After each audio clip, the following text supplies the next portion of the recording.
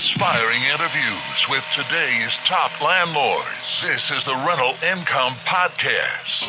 And now, Dan Lane. My guest on the podcast today has a really inspirational story. He was in a really bad accident, and he knew that his ability to work and to earn a living was going to be cut short, so he had to figure out another way to generate income to survive. He figured out that if he bought a handful of rental properties, those rental properties would generate money that he would be able to live on. So he got right to work. He started buying rental properties, and eventually he wasn't able to work anymore.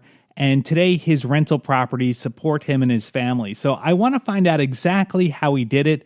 So let's take a real quick break. We'll thank our sponsors. We'll come right back and we'll meet Josh Caldwell from Pittsburgh. Are you having a hard time finding great investment properties? Unfortunately, the best deals are rarely found locally.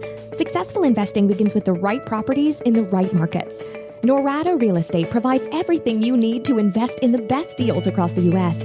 Our simple, proven system will help you create real wealth and passive monthly cash flow.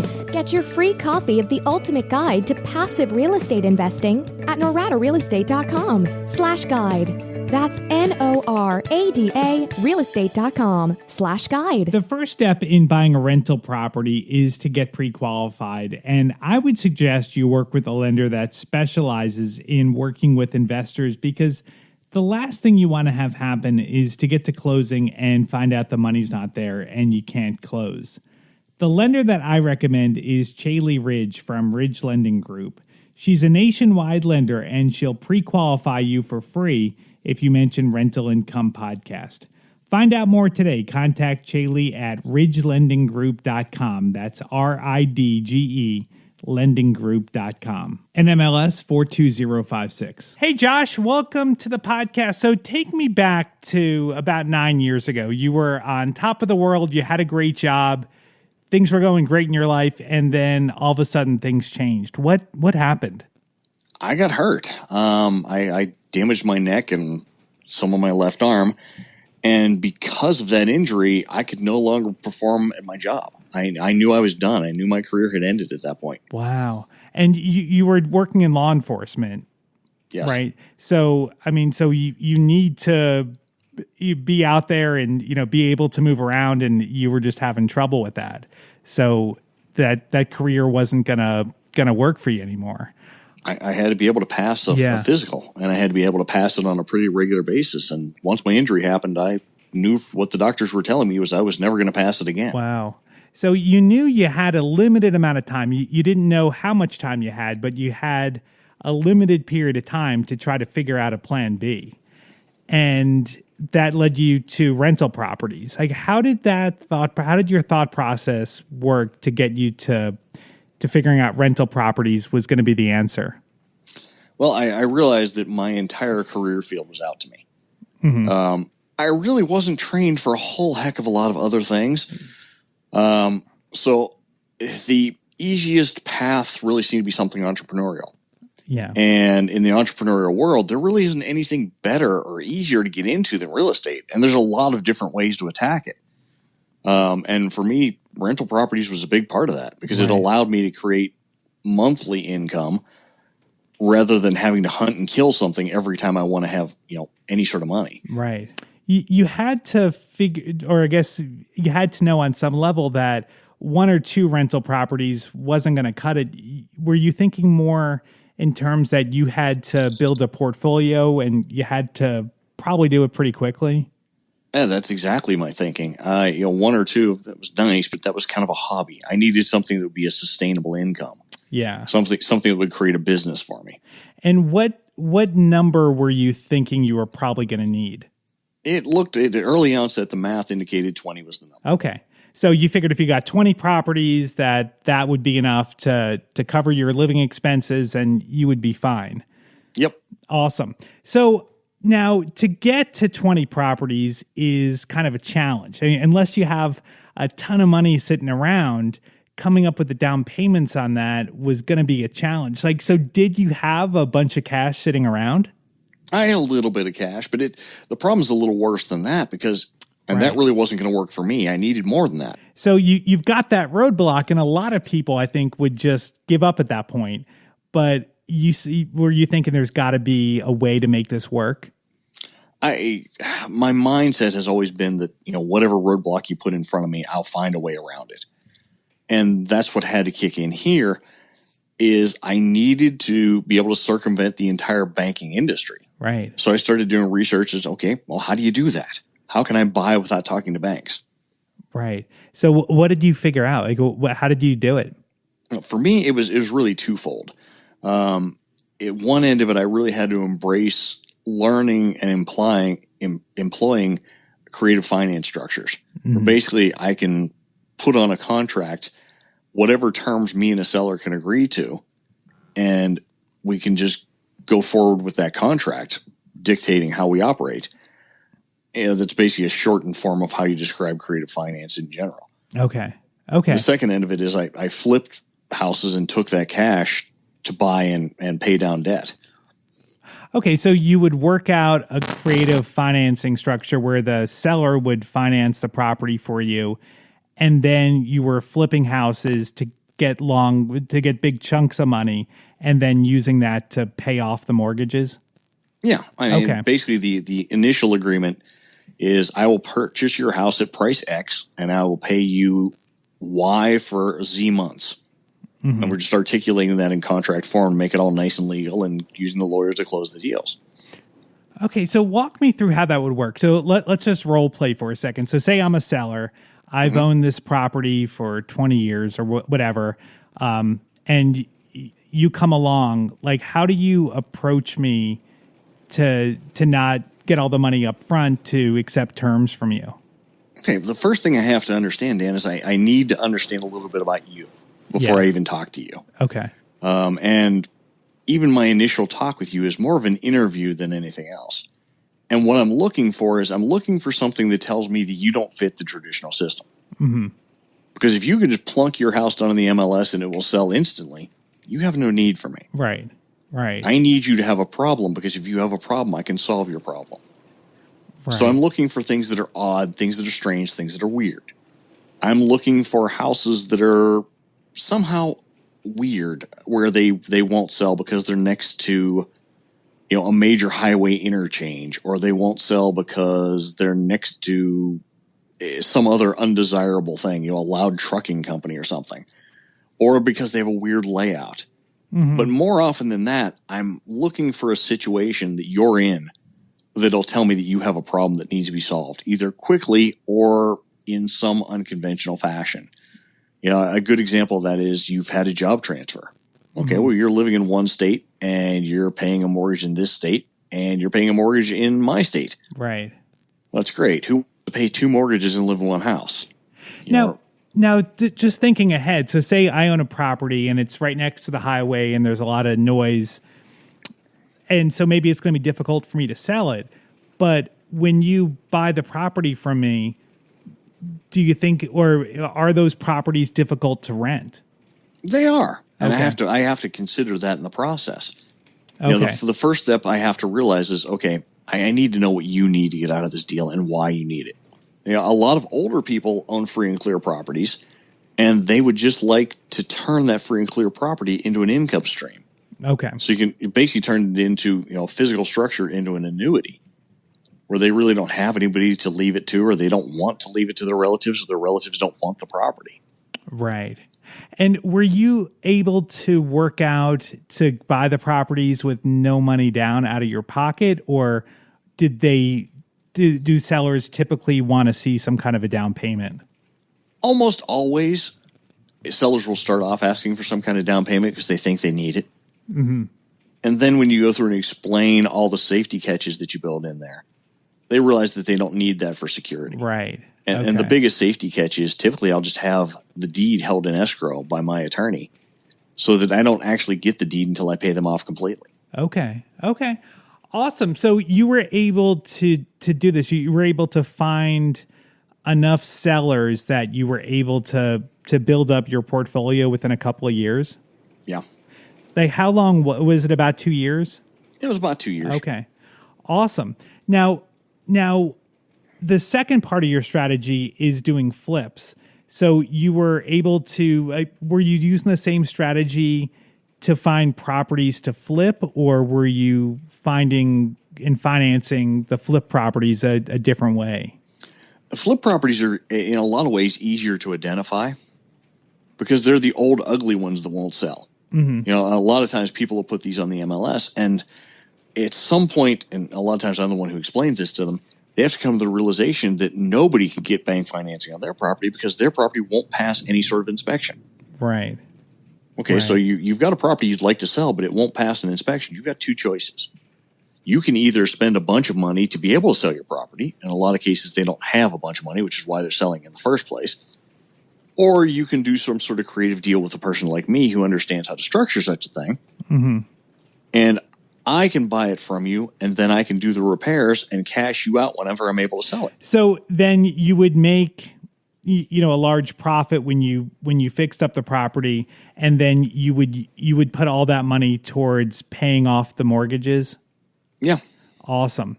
And how long did it take you to get your entire portfolio paid off? I want to say it was year 5 or so. That's really incredible. So in 5 years, you had 20 properties paid off. It's actually, I could have done it fast. In hindsight, I could do it faster. Really? What would you do differently? I would systemize my original marketing. I would open up the marketing funnel a whole lot wider. Okay. And be able to churn the properties faster because at a certain point, it's almost like speed dating. I'm looking for very specific opportunities.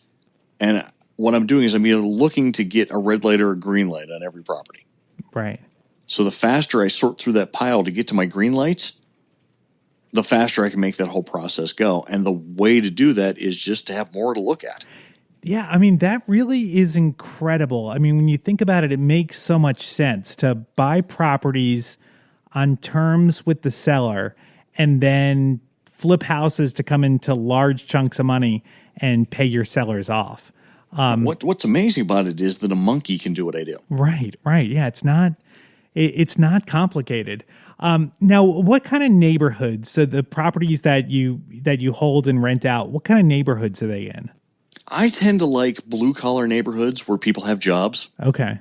I've got friends. You can make very reasoned arguments to go high end. You can make very reasoned arguments to go straight into the horrible ghetto and everything in between. I tend to like blue collar and maybe even upwardly trending blue collar.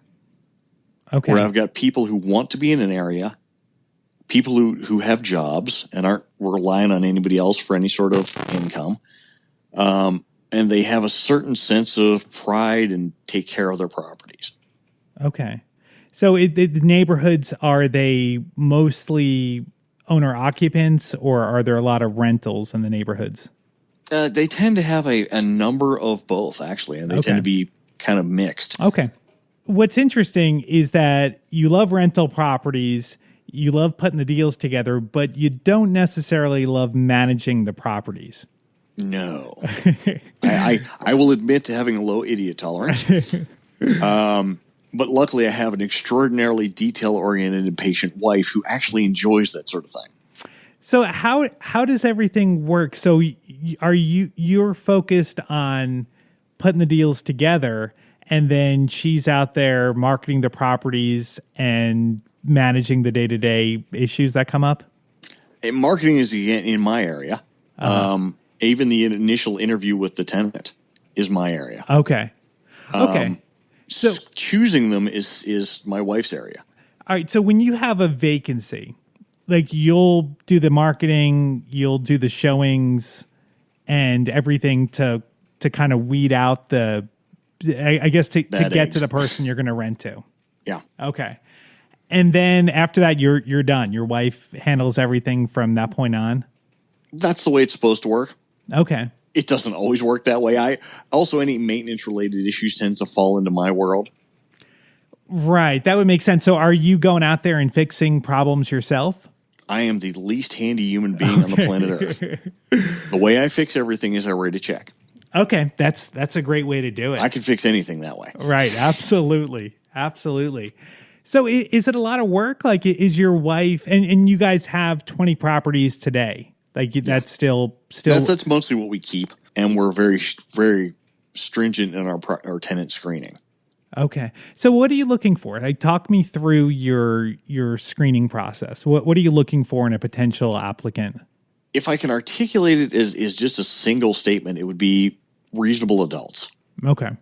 What I'm looking for is somebody who works for a living, and is able to take care of themselves and deal with adult problems. We're looking at credit history, because credit history will give me a decent insight to the person. But there are times when you can have a horrid credit score or a substandard credit score that's explainable. Divorce, illness, unexpected things came and just slobber knocked you. Right. But we would still take a chance on that person. If you're not paying your cell phone bill, or you've had a series of evictions, I want nothing to do with you. Sure. Yeah. And then what about income? Are you looking for a certain ratio for their income? Yeah, they had better be able to net 3 times the rent. Okay. That's a pretty simple standard number. And it really does start at the initial screening process. We tell people we're going to do credit and criminal checks, and some people will vanish right there and then. Other people, we tell them that there's a fee for the application, which is basically going to cover the price of the credit and criminal check. Some people will vanish there. Those people pre-screen themselves. Right. One of my better ones is I'll ask them in the interview about their previous landlord. If they start bad-mouthing or complaining about their previous landlord, I probably want nothing to do with it. Right. Yeah, you're probably going to be that next landlord they're complaining about. If I ask them about the one before that and they tell the same story, I'm 100% convinced I want nothing to do with them. Right. Wow. Well, that is just a really incredible story on how you built this portfolio with. It seems like it was pretty easy. I mean that you went out there and you found 20 seller financing deals, and then you paid them all off with the flips. Like, are we making it sound easier than it was, or was it really that easy? It was extraordinarily easy. At the time, it was an enormous amount of effort. Yeah. That's awesome. It was just a matter of putting the effort you would normally put into a job and then some. Because you're an entrepreneur, you're working for yourself. I mean, you've got the hardest driving boss you will ever have, because if any boss who was paying you an hourly rate ever tried to push you like that, you'd quit. Right. You just wouldn't stand for it. But because you're building it for yourself, and you're building it for your family, and you're building it to pass on to future generations, it doesn't feel that much like work, but it really is a stupid, ridiculous amount of effort on the front end. Right. Now, do you ever think about expanding your portfolio past the 20 properties you have now, or do you just not need to? I don't need to, and I've grown accustomed and comfortable lazy. Okay. It's really what it boils down to. I realize if I could put the pedal down and did for the rest of my life, I could build maybe 400 or 500 units. But God, I don't want to have to work like that. I really am a huge fan of not having a job, of having that level of freedom.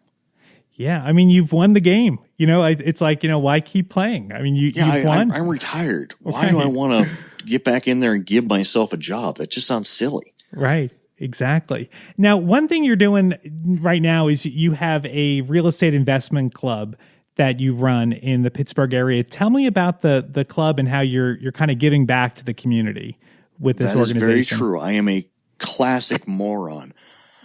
What I've done is I got myself free. And then I created an organization to help free other people in the Pittsburgh area, basically by teaching them to be real estate investors, because that's the best and only way that I know to do it. But that silly thing actually makes me work. That actually requires effort. That actually requires time. Other than that, I'd probably just be really, really bored and watch a lot of TV and get so obese that my eyes would swell shut. But that's become my love, my passion, and probably why I don't bother driving that hard on my own investments anymore, because I spend all my time talking to other people about theirs. Right. It's addictive. I mean, it once you get this bug, it's hard not to talk real estate and hard not to be involved in it. So do you have a website, or if someone wants to learn more about your club, what's the best way for someone to check it out? That's pretty simple. Just go to Pittsburgh, PITTSBURGH, then add the word REIA, REIA.com. It's short for Real Estate Investors Association. Awesome. And if you want to look that up later on, I've got a link to that on the website. You can find it at rentalincomepodcast.com/episode 213. Josh, thank you so much for coming on the show. I really appreciate your time. Thanks for having me, Dan. Before we wrap things up, I want to thank our sponsors for making this episode possible today. Ridge Lending Group is the lender that I recommend, whether you're just getting started or you want to add to your portfolio. Chaley Ridge from Ridge Lending Group will make the entire process very easy for you. She's an experienced investor herself, and she specializes in helping investors buy rental properties. She's got really competitive rates, and you can learn more and get started today at ridgelendinggroup.com. That's RIDGE lendinggroup.com, NMLS 42056. I also want to thank our friends over at AutoSlash for making today's episode possible. I've been using AutoSlash, and I think it is the greatest website out there. If you need to rent a car, there's no reason why you shouldn't be going on AutoSlash. The way it works is you put in the information on where you need the rental car. AutoSlash will automatically search the internet, find every available promo code, and make sure that you're getting the best rate possible. I made a reservation on AutoSlash a couple of weeks ago, and just the other day, I got an email that they actually found a better rate, and they told me I should cancel my reservation and rebook at the lower rate. And I did, and it saved me a few bucks, and I'm really happy. I mean, it's a really, really awesome website. The next time you need to rent a car, there's no reason why you shouldn't try AutoSlash. It's totally free, and they save their average user 30% off the best available rate that they can find on any other car rental site. You can try it out today. Again, totally free. Just go to autoslash.com. That's AutoSlash.com. Autoslash.com. Thank you so much for listening and subscribing to the podcast. If this is your first time here, make sure you subscribe. We've got new interviews every single Tuesday, and if you subscribe, you'll get those interviews delivered to you automatically as soon as they come out. My name is Dan Lane, and this has been the Rental Income Podcast.